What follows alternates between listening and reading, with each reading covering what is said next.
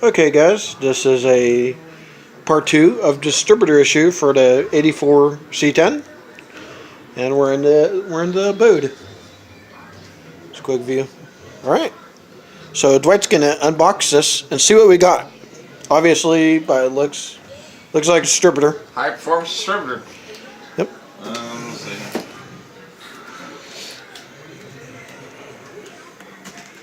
Been waiting to do this all day. Alright,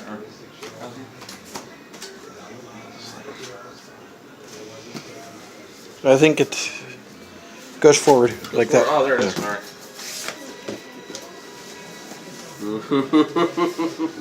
And there's another box. Let's get this box out of the way for him. And then this one goes. Like Figure out how to open this one up. And yet another one. Here we go again. This might be our last one. And we'll put that over there. A knife.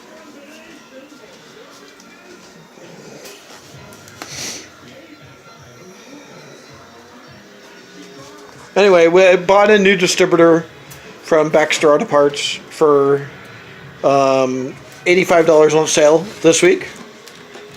Good deal for it, too. Yeah, it was a $179 distributor, so Yeah. definitely worth it. We were going to the junkyard and just go spend 40 bucks on a used one, though. We decided, you know what? Nah. Not when we found this one. Yeah, by the time we got, lucked out on having a good distributor, Sorry, I'm tired.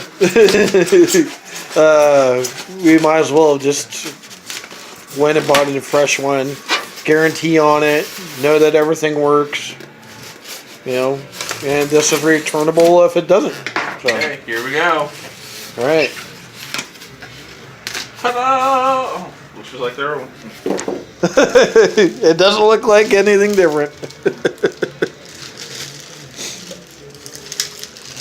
But supposedly this is for an 8-cylinder engine. Yeah, it's got a 50,000 volt coil, it says. And it works good too. So it's supposed to work properly. Supposedly.